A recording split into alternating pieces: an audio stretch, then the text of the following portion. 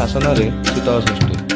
ସତ୍ୟବାଦୀ block ଅନ୍ତର୍ଗତ ଶାସନ ଶ୍ରୀରାମଚନ୍ଦ୍ରପୁରରେ ଶିବ ପାର୍ବତୀଙ୍କ ବିବାହ ଏକ ଭିନ୍ନ ପରମ୍ପରା କ୍ରମେ ପ୍ରତିବର୍ଷ ଅନୁଷ୍ଠିତ ହୋଇ ଆସୁଛି।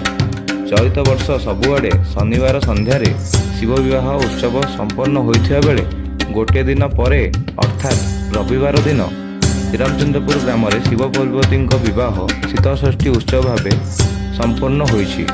ରବିବାର ପ୍ରତ୍ୟୁଷରୁ ହରଚଣ୍ଡୀ ସାହିସ୍ଥିତ ମା ହରଚଣ୍ଡୀ ଠାକୁରାଣୀଙ୍କ ମନ୍ଦିର ପ୍ରାଙ୍ଗଣରେ ହରଚଣ୍ଡୀ ଓ ବାବା ଚଣ୍ଡେଶ୍ୱରଙ୍କ ବିବାହ ସମ୍ପନ୍ନ ହୋଇଅଛି।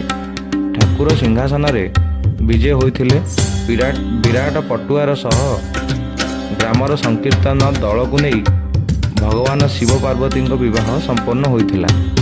ଗ୍ରାମର ହରଚଣ୍ଡୀପୁରସ୍ଥିତ ହରଚଣ୍ଡୀ ଠାକୁରାଣୀଙ୍କ ମନ୍ଦିର ମନ୍ଦିରରେ ବୈଦିକ ରୀତିନୀତି ପରମ୍ପରା ଅନୁଯାୟୀ ହରଚଣ୍ଡୀ ଦେବୀ ଏବଂ ଚଣ୍ଡେଶ୍ୱରଙ୍କର ବିବାହ ଉତ୍ସବ ସମ୍ପନ୍ନ ହୋଇଥିଲା। ଏଥିରେ କନ୍ୟାଙ୍କ ପିତା ଭାବେ ବଡ଼ପଣ୍ଡା ଜିତେନ୍ଦ୍ର ମହାପାତ୍ର, ବର ପିତା ବସନ୍ତ କୁମାର ମିଶ୍ର, ପୁରୋହିତ ଭାବେ ହରିହର ଦାସ ଦାୟିତ୍ୱ ନିର୍ବାହ କରିଥିଲେ।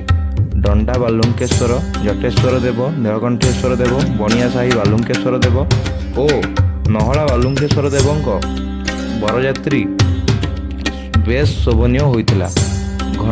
ଘଣ୍ଟା, ଯୋଡ଼ି ଶଙ୍ଖ, ଢୋଲ, ମହୁରୀ, ପାରମ୍ପରିକ ବାଦ୍ୟଯନ୍ତ୍ର ଏବଂ ନୃତ୍ୟ ସଙ୍ଗୀତ ପରିବେଷଣ କରାଯାଇ ଶୋଭାଯାତ୍ରା ଆୟୋଜିତ ହୋଇଥିଲା। ବିବାହ ଉତ୍ସବ ଶୀତଳଷଷ୍ଠୀ ଧୁମଧାମରେ ପାଳନ ପାଇଁ କମିଟି ପକ୍ଷରୁ ସମସ୍ତଙ୍କ ସହଯୋଗ କାମନା ହୋଇଥିଲା।